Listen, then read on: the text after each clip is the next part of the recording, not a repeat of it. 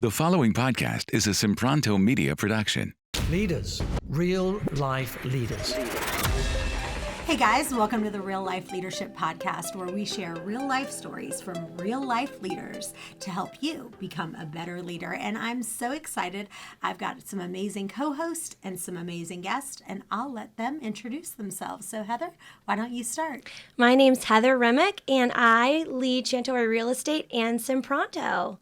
Yeah. My name's Thomas Lane, the lead pastor at Ascent Church here in Virginia Beach. Hi, I'm Jen Williamson. I'm a certified life coach, and I specialize in positive communication and leadership. Awesome. Well, today we're going to talk about how to have positive, crucial conversations. And I think as leaders, I would say even to this day, I don't know a leader that's just like amazing at crucial conversations. It's so hard. It's just so hard. It gets harder each time. And one of the things that people have a hard time doing is giving timely feedback. And so what I've seen is that people, what will happen is they'll just wait and they'll wait and they'll wait and they'll wait. And then one day they will literally snap and the poor employee's like, "You're fired." And they're like, "What?" I didn't know there was a problem. Yeah, why did you say And that? that's the worst. Yeah. That's the worst. So let's talk about how do we prevent that from happening and what makes it easier to have crucial conversations. Well, I think, the reason, let's talk about why people don't want to have them, right? Yeah. Good. It's not fun. It's not a fun conversation It's to have. uncomfortable. Yes, and it's just something that you think, well, if I ignore it this time or I kind of correct them, they're going to fix it next time. It's But easy it to doesn't. justify putting it off. Yes. Oh, they just had a bad day, or oh, it's Christmas. I didn't have one yesterday because I was like, well, it's Christmas season. Everyone's busy. We'll wait till January.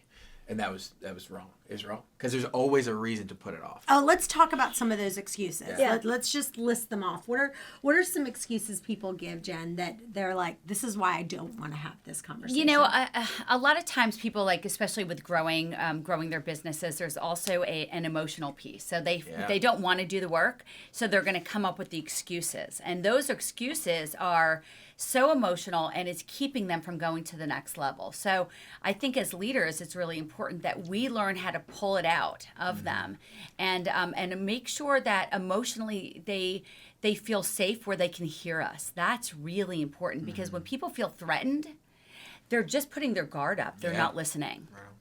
Yeah, and I think too, I think the biggest excuse is the leader doesn't want to be uncomfortable. And so you think you're really like, I don't want to make them uncomfortable, but really Right. it's yourself. You're Yes. protecting your own emotions That's a because good we're all point. human. Yes. And That's a really good point. it's not a fun thing to do. So we're like, oh, well, I kind of don't want to get in this place today, so we'll just have this conversation tomorrow or in January. Yeah. And it's really just kicking the can down Yeah. the road. And what happens is what starts as something small, it starts layering and getting more and more and more. And that becomes a problem. And that's when people snap and that's when they lose it rather than addressing it in a timely manner and saying it in a way where people can be heard. Yeah. Right? You want to be effective and heard. Sure. Well, I also think that a lot of times the people that you work with, they're your friends. I mean, I would consider That's a good point. everyone that I work with Yeah. is a friend of mine. And so it's like when it's someone you don't like, I think it's easier. But if it's somebody that you like, you consider them your friend, and then you're like, oh, I don't want to hurt their feelings. And you want them to like you. Yeah. Right. So you want them to like you. So Yeah. you're like, I'm not going to have this conversation. Yeah. Yeah. That's what Patrick Lencioni was talking about, how we put it off, but really it's for our ego. Right. I want to be liked. I want to be seen as successful. I want to be seen as the man, the hero, the go-to guy. I don't want to be the heavy. I don't want to be always putting you down. But it's really just selfish because that person needs, in order to succeed, they need to know reality. They need to know you're not really measuring up or you could be doing better.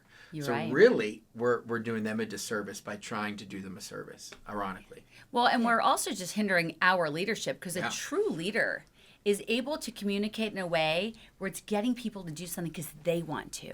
Sure. So a lot of people speak out of reactions and emotions rather than going into like what's called a system 2 thinking where they're talking in a way that's going to get the results. So a Okay. lot of people Wow. are talking the problem rather than the results. So there's all different ways that we can go about doing this, but I believe in positive framing. So when we can disarm them to begin with, and to be able to say, hey, you're really doing this right. I really love the way you're doing this. Or, I've noticed you taking an extra initiative with this.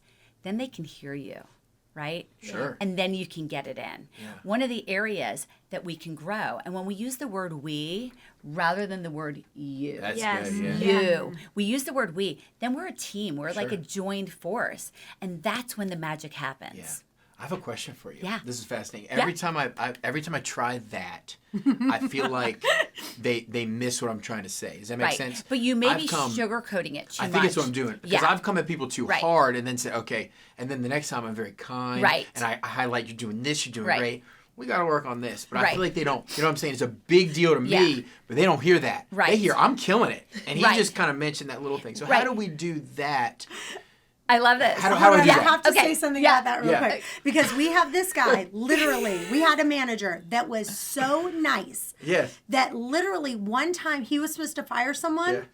When they were done, they didn't even know they were fired because he was so nice and so positive. Yeah. And when people are trying to be nice, when someone needs tough love, and then they hold on to it for so long, then they end up being too tough. But then there's some people who are Yeah. on the other end of Right. the things, and then they're like you just said, Yeah. they're sugarcoating it so much. it's not- the message it's- never got across. It's watch this though. It's not about sugarcoating. So what we're doing is we're opening up the conversation. Yeah, come on. Just by saying this is what's going right. And then one of the things that you could do is like literally you want to look in their eyes, and if you're comfortable, you can even touch them and just say, this is the one area that we need to be hyper focused on growing. I just had to do that with an assistant the other day. She wasn't hearing it. And I said, really, really hear this. This is the one area that we really need to focus on. It's a game changer. You can't miss that. You can't miss it. You're being You direct. can't miss it. Okay. You really can't. Well, I want Heather and T-Lane to do a little bit of acting for just a second. And Sure. Heather, you're going to be a really tough leader. Okay. And Thomas is going to be a manager that you have that is not performing and just giving excuses. And then Jen, I'd love for you to say, hey, here's some things Right. that you could do to tweak that Yeah. that would make that crucial conversation more positive. Okay. Got it. Hey, Thomas, how are you? Pretty good. How are you? I'm good. Hey, I just wanted to check in with you. You know, we met last week. Yes. Talked about your team's performance. How's it going? We're killing it You are. Awesome. across the board. Okay. So Best in the organization. Best. we're the Okay. best. So I was looking at your numbers and I saw you guys only sold 2 things last week. It's been tough, but I still think we're the best. I believe in us. We're just having a rough patch, rough season. But, Okay. yeah. So, last week we talked about your team members and what they needed to be doing. Are you holding them accountable to that? Yeah, I would say so. Things. It's just kind of a busy time of year. We have a lot going on. Maybe. So, did they hit all their goals? Well, not all of them, but I think they hit the most important ones. But not all of them. No. Okay, so you're not holding them accountable. Well, yeah, you could say that. One could say that. Okay, so what are you going to do to fix this? That's a good question. We just have so much going on. It's a busy time of year. The economy's crazy. It's Christmas. There's just so much going on. It's really hard to get everyone focused and rallied and excited. I feel like every time we meet, you have an excuse. All right, can I share? Yes. Can I Yes. jump in? Are you I love dri- this. was this driving you so crazy? It's so what I'm hearing a lot is I'm hearing the word you, right? So Oh, wow, that's good. I call you a finger pointing word. Sure. Now the only time that I really like to use you when it's a positive. So watch this. You're not doing this and you're not doing that. Yeah. It's almost like a smack in the Even face. your body language is right? aggressive. Yeah. But where I do like to use the word you is you hit your goals. Like I like to use it in the positive because I want to be smacked in the face with the positive, right? Who doesn't? So one of the things I heard a lot was you, and I heard that many, many times. But the other thing that I heard was the problem, right? So when we're programming people's subconscious minds, and we're also programming our subconscious minds. So when our mind believes what we tell it. So when we speak in problems, we get problems. Wow, Okay? Yeah. If I tell you about all of the problems, I'm programming your subconscious mind with problems rather than programming your subconscious mind with solutions. And when we can get people to have ownership and just say, hey, the word we need to hit 100% of our goals. Feels different. What can we do differently? Yeah. That Right? feels and completely different. how can I support you? Sure. Right. There's nothing sugarcoating about that. But what it's doing is it's wrapping it up in a package where people, like at that point, wouldn't you want to do it? Sure. Wouldn't you be motivated? You're positioning yourself. You're not coming at me. We're not against each other. We're on the same team forging this path together. Absolutely. So Absolutely. I think even those, it's very subtle, but the choice of words, I think, completely changes the conversation. It's a game changer. It sets the tone, because people can feel if they're being attacked, Sure. and they can also feel if they're being motivated. And true leaders, again, are going to get somebody to do something because they want to. So I was in the Navy, and that's where I actually began to learn leadership at the age of 18. Awesome. And I learned a ton. But what I learned actually in the military, I learned from two different leadership styles. One was authoritative leadership. Right? And then the other one was more of a cooperative, more of what I would call a true leadership. And one is effective and one is just authoritative. And how can we get the results we want, but because they want to do it? It's a big difference. Game changer. Getting them to buy Let's in. talk about accountability. And I feel like our company did a great job of holding people accountable. And then I felt like some people were like, well, we just have too much accountability. And so we kind of relaxed some of the strings, and then our numbers were kind of going down. Wow. And so then we kind of went back and said, okay, we need to have a Right. little bit more accountability. Yeah. So talk about, is holding someone accountable an act of love, or is it mean? Because that's what we need to talk about. And why do people not want to hold other people accountable? What's going on in the root? I think it's an act of love. I think it shows whatever you're measuring is important. If I ask you to do something and I'm not going to follow up on it or coach it or even notice it, I'm actually saying what you're doing doesn't matter. Your job doesn't matter. Your performance doesn't matter. But to come alongside you to say good or bad, we are working towards this, right? Or we need to improve or whatever. I think we're saying your job matters. If I ask you to do something and there's no follow-up, I'm saying it doesn't even matter. Yeah. Why do it? Why care? You're right.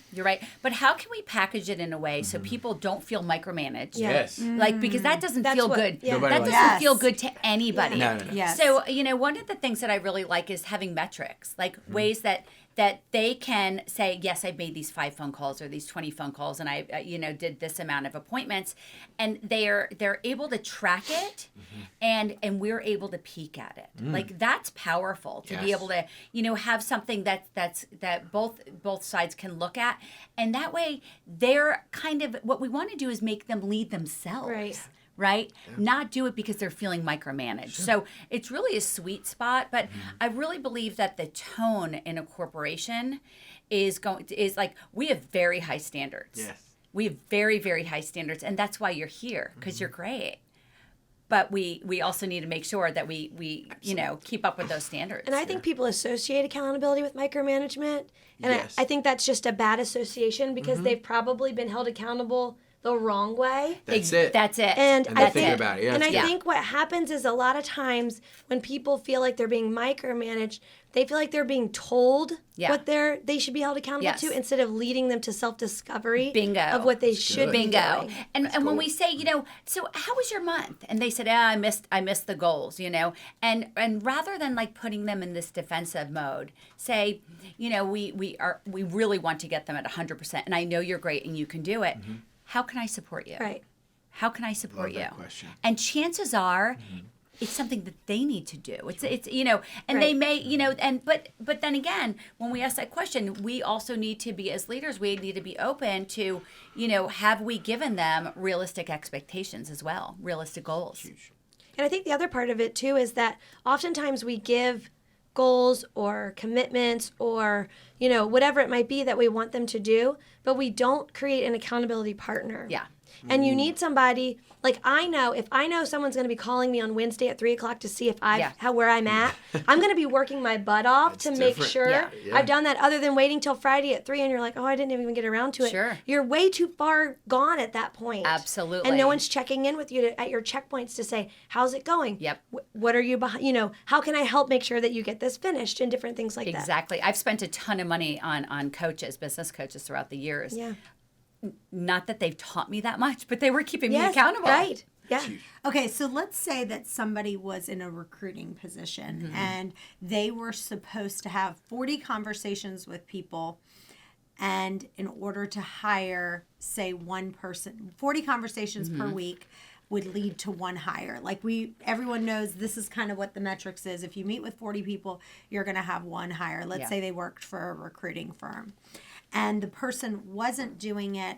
How would that conversation look like so that they wouldn't feel micromanaged? So, Jen, I'm going to have you do that with Heather. She is supposed to have 40 conversations. I want you to ask her how many she did and how many hires. So she was supposed to have 4 hires for the month. 4 hires for the month. 40 conversations per week. Okay. And she's, all right, 4 here we hires. go. Am I hitting my goals or no? Okay. Hi, Heather. How are you? I'm good. How are you? I'm good. I just wanted to touch base with you and see how things are going with the hires, the new hires. Yeah, it's good. I think it's good. Yeah. Where are your numbers at?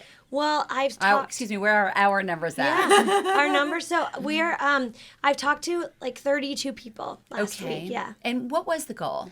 Well, 40. I was supposed to do 40. Okay, so the reason why we have the system is because it actually works, and if we can hit 40, then we can really get the 4 hires. So can we be hyper focused on making sure that we make all 40 of those calls?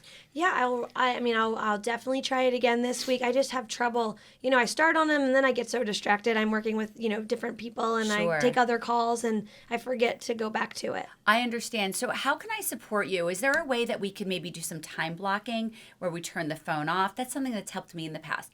Turning the phone off, putting a do not disturb sign on my door, and just really time blocking and protecting that time, because really this is the number one priority as a recruiter, to make sure that we're making those 40 calls so we can get those 4 employees. Well, that might help, yes. Okay. Well, So- why don't we give that a try Okay. for a month, and, Yeah. and I'm sure that we're going to get the results that we want. That was fantastic. Thomas, what did you hear her say? What were some of the key points that you heard her in that conversation? What were the nuggets you heard out of what she said? I think the main thing, and it's funny, you caught yourself. Yeah, I you caught changed it from myself, your to yeah. R. I think that was it. I didn't feel you were very kind. You were very clear. Yeah. I think you did a really good job of showing her why it's important. Yeah. You asked her what was the goal. Yeah. And you almost not forced her, but caused her to say it. Yeah. Why this is important. Yeah. It's proven. It works. And to kind of sometimes when you say your excuses out loud, you realize that they don't work. And they sound silly. Yeah. And you didn't come at her Yeah. to say, you allowed her to admit it and Yeah. to kind of, above all else, I think the main thing is what you just said. You positioned yourself, I'm coming at you, but almost kind of calling her to a higher standard and positioning yourself as we're in this together. I think Yeah. that is the game changer. It's a game changer. And I'll tell you, there's a common thread with corporate cultures, with marriages, and with parenting, because it is all leadership. It's Sure. all leadership. So, so we can, if somebody is disappointing us, right, we can follow them with disappointment, right? Yeah. Or we can lead them and get the results we want. So are we followers or leaders? good. And a lot of times leaders don't realize it because of their positional authority. Yeah. They're following. Wow. Yeah. What else did you hear? Yeah. That was really fantastic, Jen. you. What else did you hear from her? I love that he said she was kind Yes. and clear. Yes. See, that's Yeah, the thing. that's the What thing. happens is with one guy I know in particular Yeah. that we have working for us, he is so kind. Yeah. The problem is He's not clear. He's not clear. Yeah. I think it's- You Yes. never get the message Yes. at the end. Yep. I think that idea is you're either very clear and a jerk, or you're very kind and you're not tough on what needs to be Right, addressed. right. And I think you have to be in Yeah. the middle of you're very You kind, do, you but you're do. not sugarcoating it. You're not saying this is okay. Yep. I think Yep. that's It's- hard. It's funny, I'm going to refer to this all the time because I really see so many parallels with leadership and parenting, because parenting is leadership. And my husband would say that I have a velvet hammer. And, I run a really, really tight ship, but everyone's happy and nobody knows it. That's great. You know what I'm saying? Yeah. And because of that, because I was always speaking in the solutions to my children, they're Give us an example. They're Give us an 20-year-old example. twins now. So, well, let me give you an example about how I want to give you an example.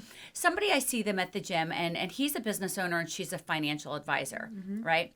And I said, how was your weekend? It was Monday. She said, it was horrible. She said, my son came home, and they're very, upper echelon, the quote unquote success, and they're wonderful people. And but this is normal for people. She said, my son came home with a bad grade. My husband yelled at the kid. I yelled at my husband. And then my husband yelled at my kid and said, Mommy and Daddy are fighting because of you. Okay, so I'm hearing like toxic, and really harmful for the kid. Like the whole thing. Not to mention the fact that our weekends and our time together as a family, we should be charging, not breaking each other down. So if the conversation with the dad said, hey, buddy, how was your grade? And he said, I got a C. And he said, how do you feel about that? And he said, and the kid, because trust me when I say this, they'll beat themselves up, and employees will beat themselves up more, and let himself discover, what can we do to fix that in the future? What lesson have you learned? Like, how can we make this different? It's when we can lead the tone and lead to the solutions we want, it's a game changer. It's a game changer. Well, let's talk about what happens when you try to give someone feedback and they just get defensive. So you're trying to be positive and you're getting nothing but excuses. They're just getting so defensive that they're not open to hearing what you're saying. What can you do about that? What is some of the language that you're going to say? Have you guys seen that happen at all? When that happens, so when I'm having a conversation with someone and then they start to get really defensive, I start asking questions. Yeah. And not questions like why or what, but I start to say questions like, I understand how you're feeling. How would you handle this if you were me? Yeah. And I start to put them in the mindset of the manager. Yeah. That's really good. Because then they're like, well, if I were you, I'd be expecting the same thing. Right. And I have seen them come to self-discovery through that. It's beautiful. I love it. I think it's really, really smart. Yeah. I try to step back and give them the benefit of the doubt if I feel someone's being defensive and ask, did I lead you to think this was okay? Did I put myself in a position to think this was the standard? Not just assume they know. To put myself almost in a position of humility to allow them to correct me. Yeah, I love that. But no, I think the defensive thing. I think in a lot of organizations, you want to impress your boss. You are friends. Yeah. And I think that's why we get defensive, because they don't want, it's just kind of a knee-jerk reaction. Yeah. But obviously you're not really going to communicate super well when that enters the room. Well, let's pretend that this is the final warning. So Okay. we're going to do one more role play. Thomas, you are not performing again. This is the typical. third Thomas, why are you so conversation. This is the third This conversation. is the final one. Like, like this is the this. This final. is the final one. This is where you are terminating him because I'm we've going to fire him? Yeah, you're firing him. Well, if I'm firing him, I'm not leading him. I'm... Okay, Like, so you want to make fine. Let's it's make the final this the one. final It's the one final before one. the fire. Okay. Okay. Okay. And I'm defensive. And you're defensive. And Am I is he angry defensive or angry? just Is he okay? angry? Yeah, is he because you have Flip the frustrated, table, defensive, how angry do angry, you or want? yeah, you All know, of the yeah. above. Okay, and he's a recruiter. He's a recruiter. Okay. I'm going to He try was- not to laugh. He was supposed to have 4 hires for the last 3 months. It's Okay. nothing but excuses. Okay. He's hired one person. Okay. If I laugh, we'll Okay, keep that's fine. going. We'll just keep rolling Okay. with it. I'm going to try to do, okay. Okay. Hi, Thomas. How's it going? It's going great. How are you? I'm great, thanks. Hey, I just want to take a moment because I really want to take some time so we can go over the numbers. How's it been going with the hires?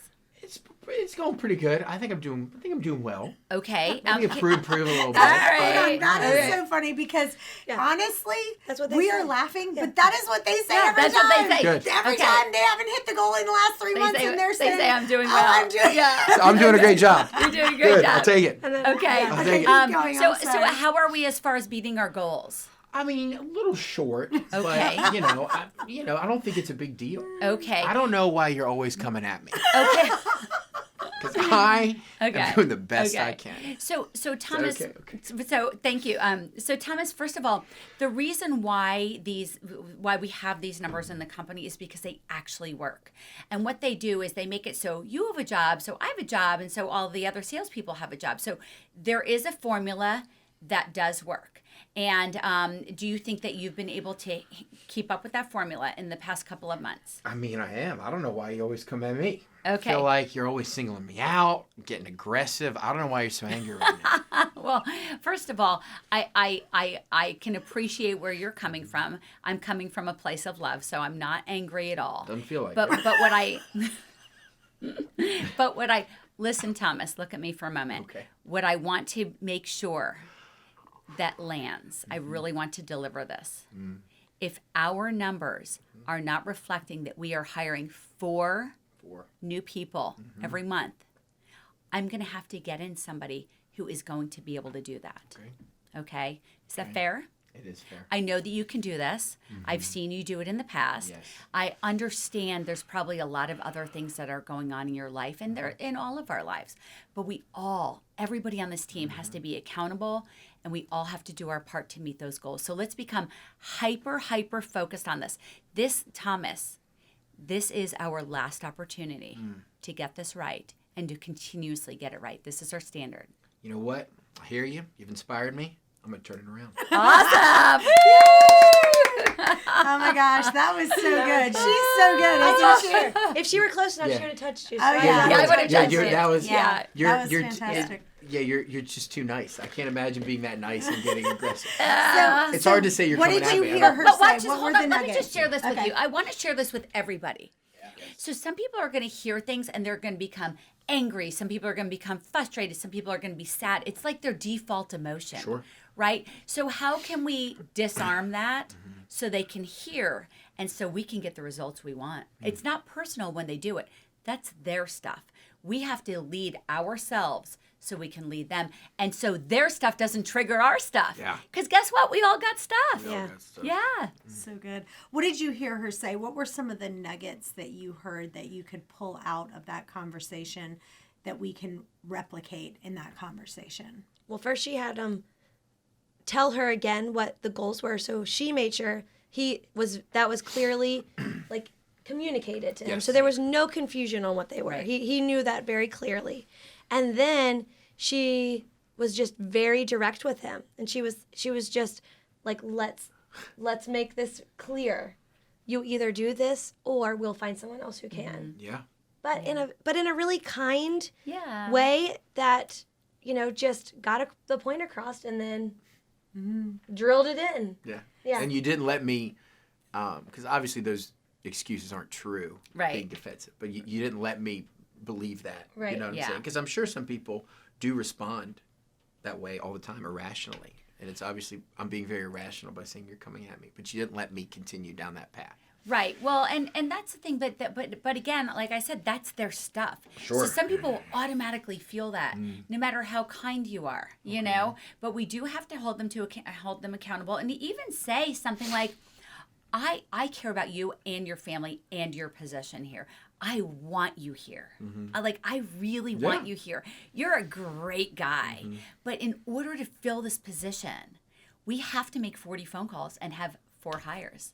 The formula works. Yeah. That's what I we love gotta do. it. Well, how do we know if somebody is teachable or not? So what are some characteristics? Because, we want to look at someone and we want to say, should we spend more time with them? Because I think as a leader, what happens is you're like, I've already invested so much time in them, right? Especially small businesses who, they're in their mind, they're like, oh my God, I don't want to train another person. Imagine me having to start all the way over, teaching them all the systems and processes we have.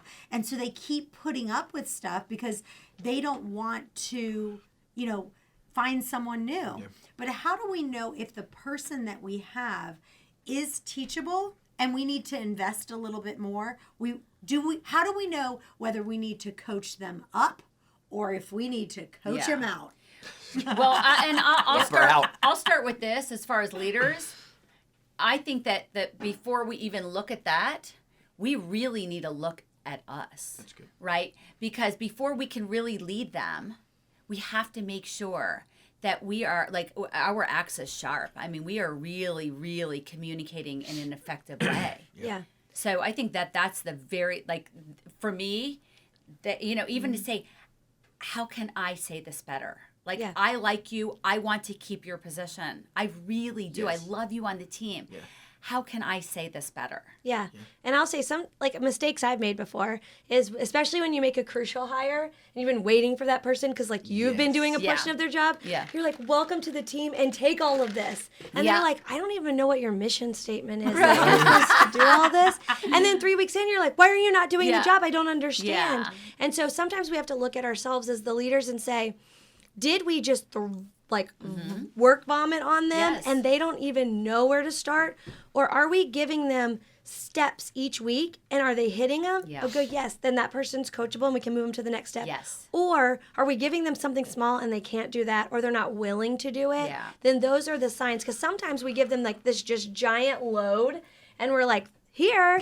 And Yeah. then they're like, look at you like, I just learned your We name. wonder why they started. Yeah. Yeah, exactly. Well, I have an amazing analogy that I'd love to share with you guys. So I had said this a while back to one of my friends, and I said, you know, I feel like one of the jokes I always say, I say, finding a great leader is like getting a Tic Tac out of Moby Dick. Like, it's just impossible.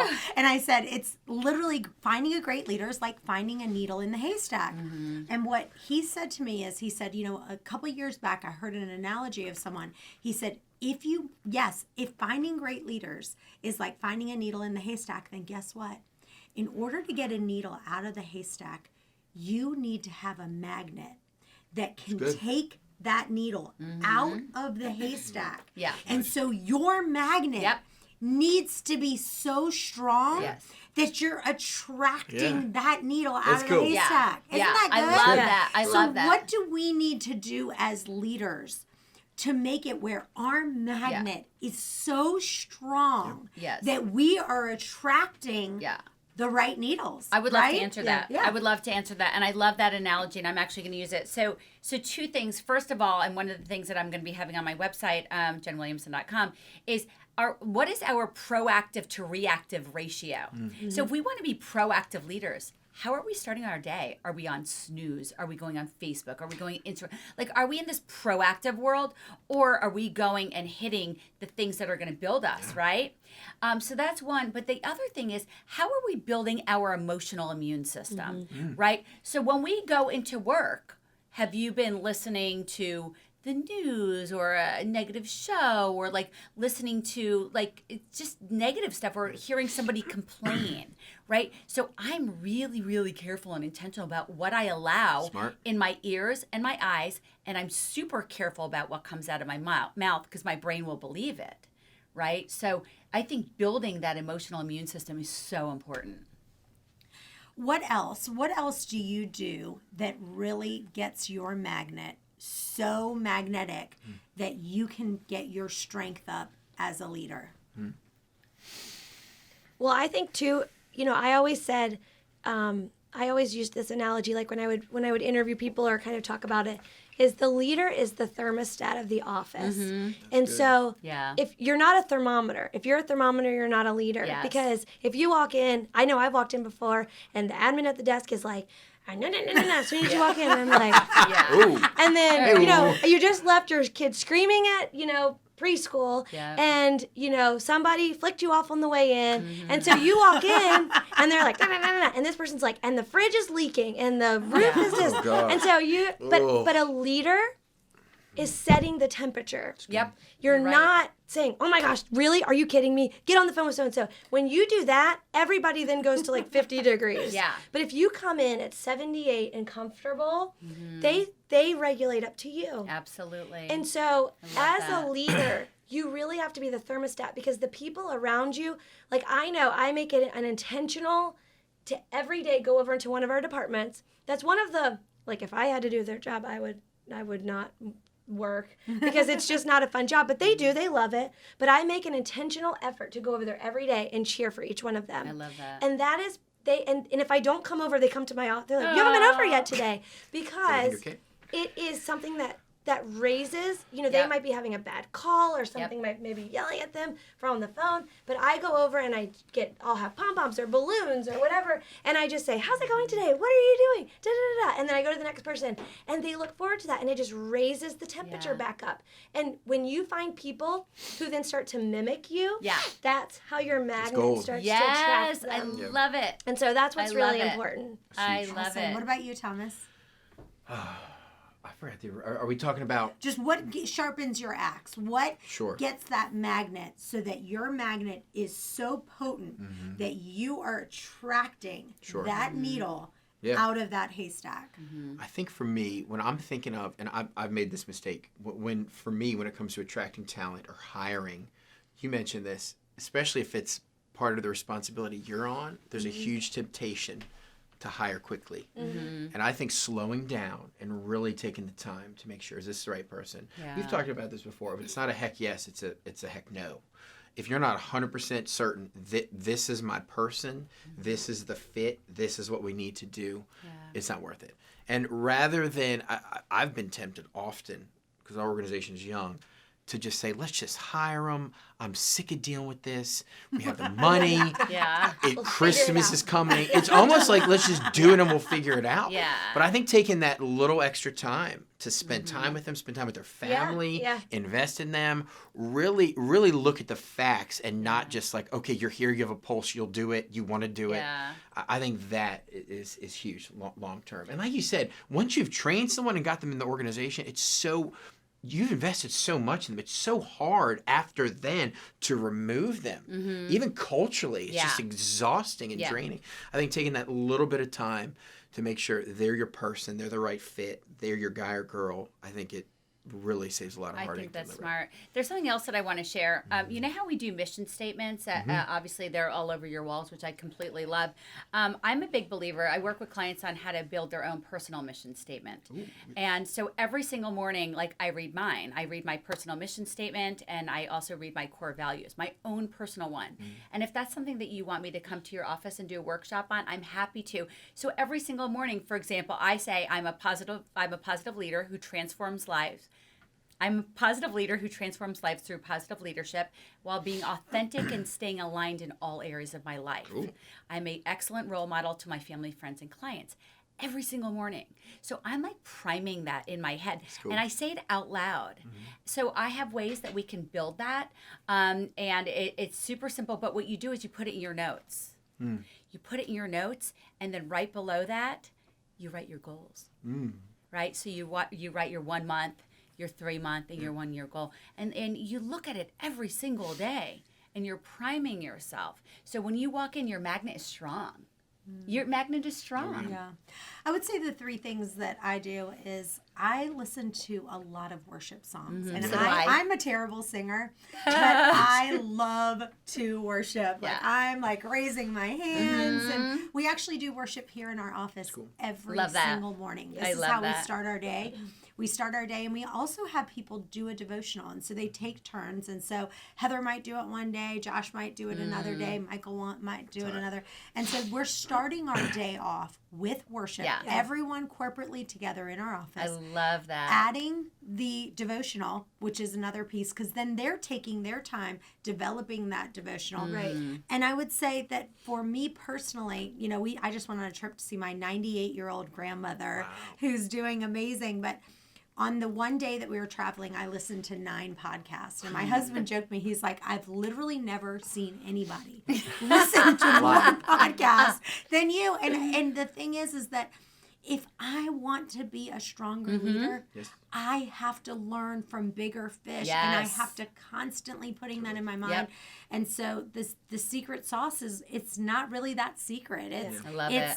Spending time in worship. Spending time with my Heavenly Father in reading His Word, meditating it, reading Bible verses. My son, I have every single day. There's not a day that goes by, and he gets frustrated because he's like, can we take a break?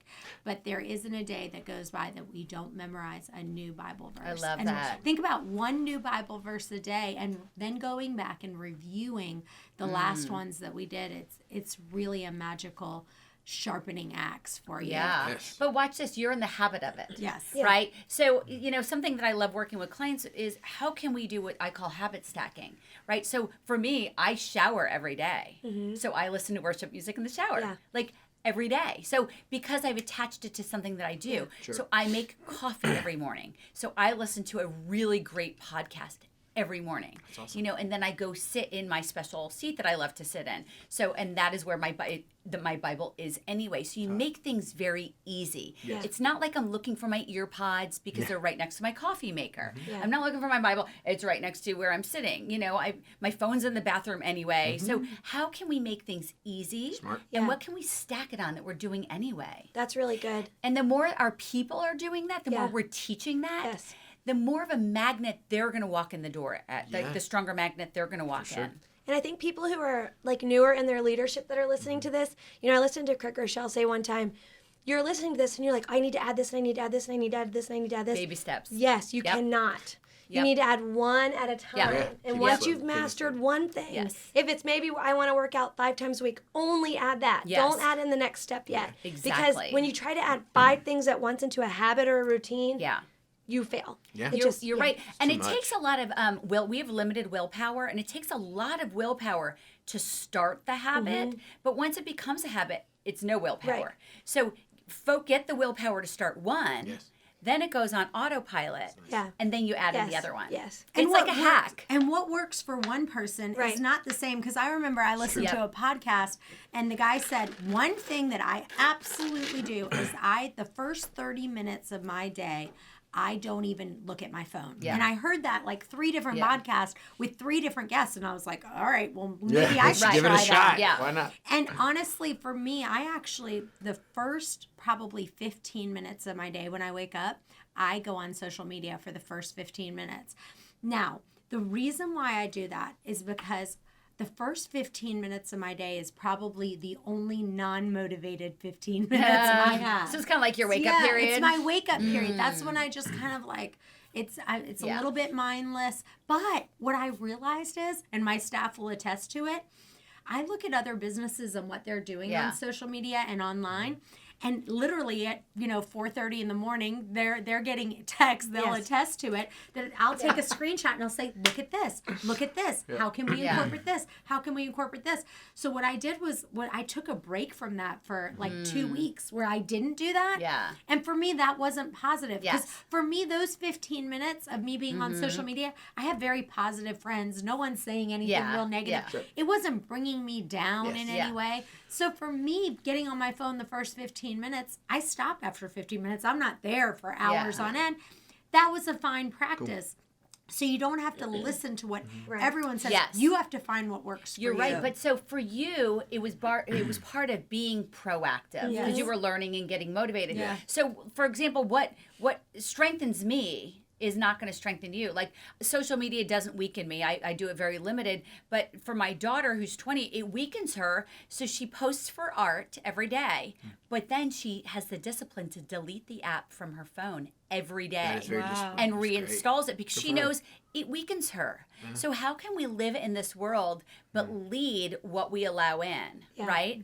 Yeah. So What do you do, Thomas? What's kind of your daily routine that strengthens you? Any other things that you can talk I about? have to get up before my children, a long time before them. yeah. And if they ever get up early or if I sleep in, my whole day's thrown off. I have to have that quiet time. Yeah. To not look at my phone, to pray, do a devotional, read scripture. Honestly, a lot of that time in the morning, I'm really creative. It's like I've been sleeping, I've been processing. I'll usually write a little bit if I have the time. I like to open my laptop, write part of a sermon or write a thought down, outline something, and then little family time, and then it's working out. I gotta work out. Yeah. I've never heard it called habit stacking, but I Yeah. love that. Yeah. But yeah, at the I like gym, that too. I see it as such a total waste of time if I'm just working out. And I have to podcast, audiobooks, something. I Yeah. have to be engaged with Yeah. sermons, something. Yep. Worst thing about the gym is when you forget your headphones. I feel like it's a total waste. It drives me crazy. Yeah. Because it's such a missed opportunity. Yeah, But I love you're that right. phrase. Yeah. It's good. Yeah. Well, this has been amazing. Yeah. Thank you guys so It's fun. much for Really helping us to have crucial conversations, and Jen for making them more positive. Thank I think we've all learned Yes. so Yeah, much. it's You did fun. an amazing job. It's We're fun. I just want to say I didn't come up with habit stacking. I heard that. I Yeah. learned that. So No, just that's so you know, I That's falsely awesome. take credit. And Jen, if people want to find out more about you Sure. and follow your work, tell them how they Yeah, can find so you. JenWilliamson.com, and I have coaching sessions, individual. There's also a free 20-minute phone call, discovery call, just to make sure that we are connecting. And reach out. I'd love to be in touch. And Thomas, tell people how Yes. they can find you and follow you. Oh, you can connect with us at ascentchurch.net or on social media. Ascent Church VA, or me, it's Thomas Lane VA, Facebook, Instagram. Love to What hang out about there. you, Heather? Well, if you're looking for real estate, you can go to chantelray.com. And if you're looking to produce a podcast similar to this, you can go to simpronto.com, and we have everything you need so you can get your voice heard out there to everyone who's wanting to hear That's it. awesome. And what's your Instagram handle? At Simpronto. What's your personal one? Oh, my personal one? yeah. I have no clue. That's funny. My personal one is the Chantel Ray. Oh, and I the know real it sounds one. really I like cocky, that. but That's let me funny. tell you The- why. Because Chantel Ray was already taken, and one of my staff said, let's just make it the Chantel Ray. took Chantel so I'm Ray? not being cocky and arrogant. We gotta find who took The it. Yeah. Chantel Ray. Right. I don't even know how I find it. That's Oh, funny. it's H. Remick. Oh, there we There- go. that's H. simple. Remick. But Yeah. your last, we need to change R-O-E. that to make it easier. Yeah. We need an easier handle for you. Oh, that's funny. All right. Well, we are committed to making you a better real life leader every day. Thanks for joining us. Bye-bye. Bye. Thanks for listening to this episode of Real Life Leadership. If you'd like to get the show notes or access more resources, log on to reallifeleaders.com/podcast to get the show notes from this episode and any other resources we might have mentioned. And also, we'd love to hear from you. Be sure to review or rate this podcast on Apple Podcasts to help spread the word. And if you have any leadership questions you want answered, email podcast@reallifeleaders.com.